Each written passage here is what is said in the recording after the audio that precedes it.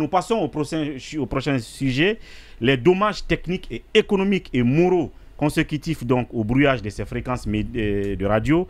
Est-ce que la piste donc d'une plainte, parce que quand on brouille les fréquences des radios, vous ne pouvez plus atteindre les cibles, d'abord pour les informer, pour qu'ils écoutent vos émissions. Deuxièmement, les annonceurs, les gens qui vous envoient des publicités et qui vous paient de l'argent, l'argent qui vous permet de payer votre personnel, vous ne pouvez plus le faire. Donc on brouille ces fréquences. Deuxièmement, il y a des employés qui restent à la maison, ça crée des dommages moraux. Quelqu'un qui avait son salaire à la fin du mois, qui n'a plus son salaire, n'a plus la même mentalité. Aujourd'hui, les gens sont devenus des petites personnes dans leur famille, dans leur quartier et tout le reste. Donc, c'est des dommages moraux, des dommages moraux et psychologiques. Est-ce que le moment est revenu? Ça, c'est pour ceux qui ont trouvé des opportunités. D'autres n'ont aucune opportunité. Ils n'ont même pas pu peut-être se nourrir le jour de la fête ou trouver l'habit pour leur enfant, la scolarité. Est-ce que le moment est venu? Il y a des matériels qui sont en train de se gâter aussi.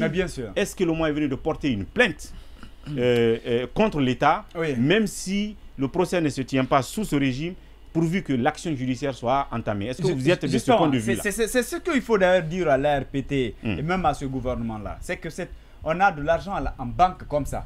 Ce qu'on est en train de nous faire, tôt ou tard, ça va prospérer. C'est pourquoi il faut porter plainte. Qu'on tranche ou pas, qu'on reporte ou pas, il faudrait qu'on porte plainte et que l'on reste à l'attente. Parce que ce qui est en train de se passer, c'est de l'arnaque en quelque sorte. On utilise nos fréquences. Vous passez tout votre temps à mettre de la musique en fond sonore. Parfois même, vous prenez carrément le dessus, c'est la musique qui joue. À la fin de l'année, vous venez avec une facture, vous voulez que les gens payent. Ça, d'abord, c'est de l'arnaque. Mais quoi que l'on dise, quoi que l'on fasse, tôt ou tard, cette situation-là, ça va retomber sur l'État. Parce qu'après le jugement, c'est encore l'État qui viendra répondre ou en tout cas payer ou en tout cas dédommager. Quoi que l'on dise, c'est ce qui va se passer. C'est pourquoi le prochain président va passer plus de 3 ans. C'est-à-dire qu'il ne va pas se retrouver. Il ne se retrouvera qu'à régler des dégâts. Il faut porter plainte. Vous avez déjà dit que Dioma a porté plainte contre l'ARPT. Et je pense que la Cour suprême, les magistrats qui sont là, on est en train il y a un projecteur qui est braqué sur eux. On les observe.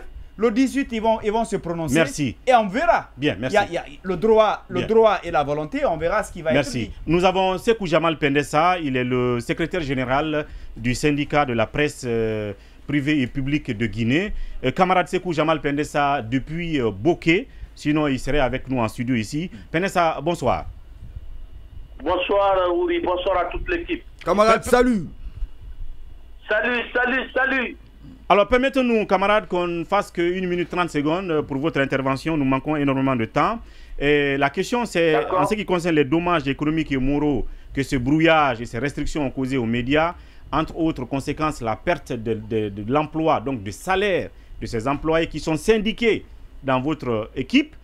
La question d'une plainte à porter contre l'État, est-ce que c'est une option que vous scrutez aujourd'hui au sein de votre organisation syndicale des travailleurs des médias? En 1 minute 30 secondes. Évidemment, l'option a déjà été évoquée par le SPPG. Et quand la délégation des Reporters sans frontières est arrivée à Conakry, nous avons eu un entretien au siège du SPPG, c'est-à-dire entre notre bureau, cette fois avec le Reporters sans frontières.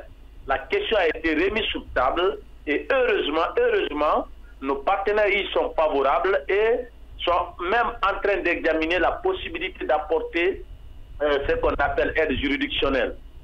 Donc, c'est dire que c'est une piste très sérieuse et dans les jours à venir, dès que je reviens, certainement on aura une réunion, la réunion mensuelle du bureau.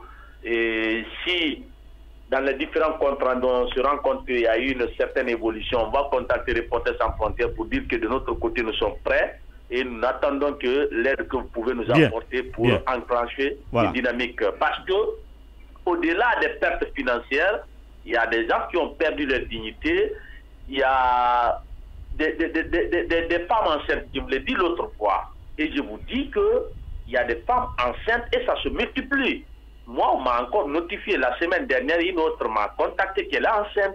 Et vous n'êtes pas sans savoir que quand on perd un emploi dans une telle situation, les conséquences sont drastiques. Bien. Merci, Sekou Jamal Pendessa. La semaine prochaine, vous serez sur Conakry. et on sera avec vous en studio pour davantage parler de ça. Votre réponse à l'affirmatif, déjà, nous suffit largement. Oui, il faut porter plainte. Le syndicat est là-dessus. Il reste maintenant la réponse des patrons de ces médias touchés. Est-ce qu'ils sont aussi pour l'option de la plainte? Dioma a déjà porté plainte. Merci, Sekou Jamal Pendessa. Vous, ça sera oui ou non? Oui ou non pour les plaintes? Non, mais... Oui ou non? Oui. Merci. Oui ou non? Oui. Oui ou non? Bien sûr. Merci.